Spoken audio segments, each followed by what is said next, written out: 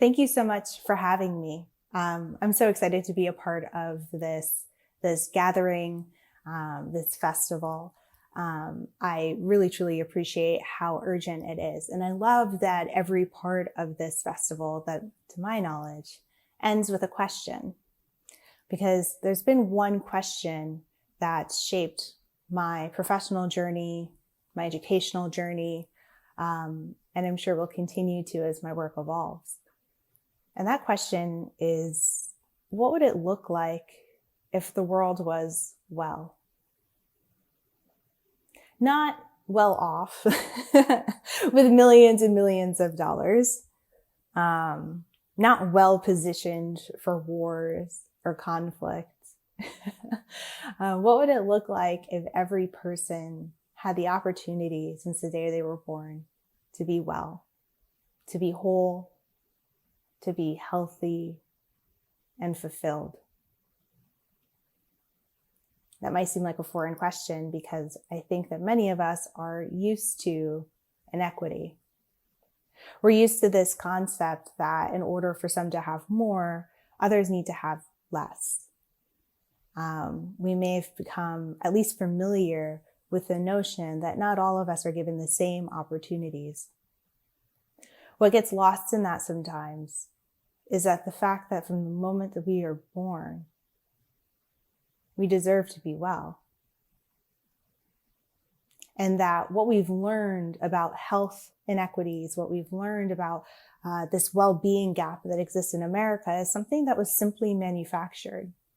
Literally manufactured in some cases along, a production line in a factory, right? Created in conflict between warring countries. But I want us to go back and sit in the question of what it would mean if all of us were well. What would it mean to reach out to somebody that you meet on the street and have a conversation with them knowing that you all have exactly what you need? I look at this from a health equity perspective. I came into this work because I was born into a family, all of which, many of my family members had various different health issues. I spent a lot of time going back and forth to hospitals and to doctors for almost every member of my immediate family. And through that, I got to see two things. One, of course, the burden and challenge it is to navigate a system that does not want you well. But the other thing I learned, particularly as I grew older, is how many people have different opportunities to get different answers to the same questions on how they can improve their daily life, how easy it is for them to get access to medicine, the right guidance on how to heal. And I started doing this work and actually diving into it when I went to college. There's a really simple thing that I saw when I first started doing work. I was actually volunteering at a school in New York City. And somehow I ended up teaching yoga in this class. I came into yoga accidentally. I kind of stumbled into the practice. It was the first thing that I had done that really made me feel at home in my body. And so when I was volunteering at a school, they were looking for ways for kids to move inside the classroom. It was part of an after-school program, and the kids weren't able to play outside. There was no space that was safe enough for them to run around. And so we were trying to get creative with ways that they could move, and we started to do yoga in the classroom just as a way to move, and certainly, simple versions of poses and breathing techniques, the most foundational elements of the philosophy. And what I saw was how much this practice resonated with the students that I worked with, to the point that they were showing other kids during recess. School teachers were coming to the classroom after school. And we all together saw, all of the grown-ups that worked with the kids saw that students carried less stress day after day. They used breathing techniques when they ever felt overwhelmed in the classroom. And it created a new sense of community in our group. And it was a really special program. It's actually what brought me deeper into the practice and took me on my journey in terms of educating myself and becoming a better yoga and mindfulness instructor. But every single time I would leave, I would walk by these really fancy yoga studios in New York City. This is in the Lower East Side. And so I'd walk, downtown or in Soho, and I would see all these amazing, sexy yoga studios with these $23 drop-in classes, things that I couldn't afford. And I just kept thinking, like, what happens for my students if they grow up and they love this practice, right? And this practice is bringing them joy, connection. It's getting them moving, their joints limber. It's helping them breathe more deeply. Maybe they can carry this home or carry it into the rest of the school day. But what would it mean for them to be well in the wellness industry? Because those to me look like two very different things. And for me, a young Black woman who didn't have the money to go to those classes, and if I did have the money to go to classes like that, I knew that even if I was able to get past the front desk, I would feel like I wouldn't belong. Because there's a big difference in our world between wellness and the wellness industry, and what the wellness industry has traditionally purported. And which is part of the reason why we see these big health inequities happening all over in various aspects of, our healthcare practices and our wellness services. Wellness was designed, health was designed for something that truly doesn't belong to all of us. It's been commodified and repackaged to something that you are invited to if you have the money, the social strata, the able body, the small-sized body, light skin. And so we've really seen, something that can be so wholesome and generative that you don't even need a mat or a room or some cute cork blocks for. Being commoditized into something that you have to pay your way to get. And so that sat with me for a while, as I continued to work in this school. I started to work in other schools in the area. I shifted from not just teaching, but building a community of people that could train school teachers to do this work on their own in their classrooms, create their own communities, dive deeper into the philosophy and the history of yoga practices and other contemplative practices, and find ways to integrate these practices into a school system that doesn't often give kids space to breathe. And same for teachers too, right? As it continued to grow, so does the wellness industry, so does this idea of yoga being packaged into something. I read at one point, this is when I was doing this work, so back in 2013, 2014, that there were just as many yoga studios in New York City as there were Starbucks. So if you think about how easy it is to walk into a Starbucks and buy a $7 latte, you can also think about how easy it is to feel like you're only connected to the benefits of a practice if you're willing and able to pay the price. So my work started to think about, how do we connect these two worlds, these two disparate worlds that are rooted in the same concept, although one is highly manipulated. How do we root these two worlds that both believe in the idea of being well, but may take two drastically different practices to do it? So I started an organization called Yoga Foster. We've renamed now to Wellemental. And what it does is it redistributes resources from the wellness community to bring it to spaces that need it most. We started with yoga and mindfulness. Instead of having these two separate worlds where people were charging so much for a class, we said, why don't we just have all of these studios and all of these community members also fund for this work to happen in a school nearby? One of the things that we saw was that, it cost us $20 to bring yoga to one student in a school for the entire school year, which was less than the cost of that drop-in class.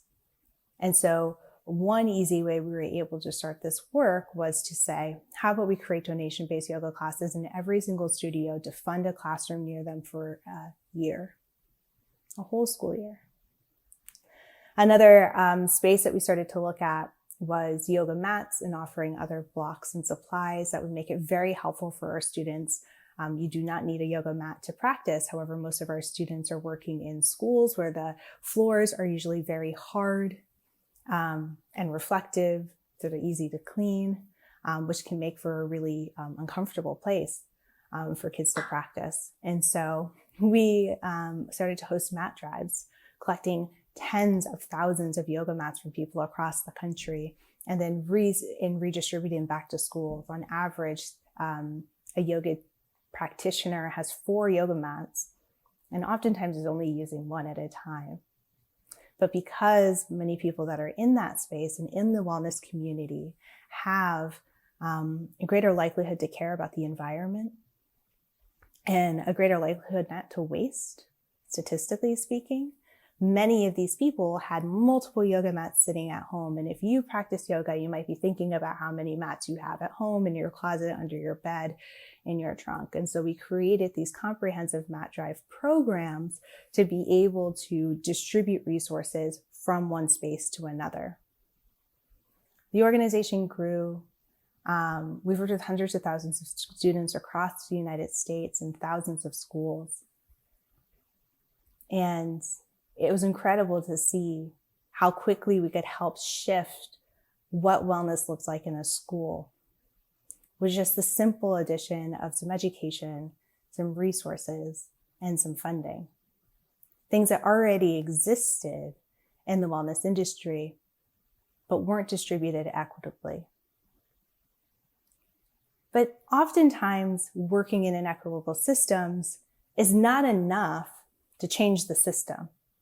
It's really just addressing the symptoms. And I saw that a lot firsthand, because I was navigating the educational space, navigating the wellness space, navigating the entrepreneurship space as a Black woman, as a woman who oftentimes isn't seen, heard, or celebrated in any of those spaces in most parts of society, particularly from a professional standpoint. And so I came across all of the barriers, or many of the barriers, I should say, that prevent people from becoming well or feeling like they're heard and seen when they're trying to do impact work, when they're trying to make an impact. And so it was almost counterintuitive for me to walk into a studio that we were in partnership with and have the person at the front desk ask if I've ever practiced yoga before. And they didn't ask that to anybody that walked in before me. And so I started to think about, how do we actually start changing this system, right? And there's a lot that we have to do, because in order for us to be well, we truly have to start dismantling everything that depends on us being ill, right? Or what society defines as ill. But you can think of any kind of movement, from the labor movement to incarceration to our healthcare system today, that cannot operate or function unless some of us are in need. And so for me, I realized in order for me to be able to do the work that we were doing in schools and increase access to these resources for kids, I needed to step up and do more work so that other people in the space were seen and heard too. Which is how I started a fund called Reclamation Ventures. We essentially invest in other people like me doing really cool things like Yoga Foster, other diverse entrepreneurs that are oftentimes underestimated in the field of wellness, that are creating systems for all of their people to be well, that are thinking about how we dismantle institutions, reimagine support, social support, so that we can get to this idea that all of us can be well. This past year has brought me so much grief to see how much we are all struggling. and to know that we have such a long way to go to be able to make a difference.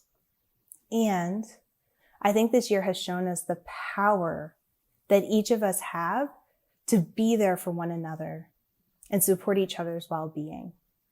It might take some time to reimagine the system, but we can create new systems in our communities today.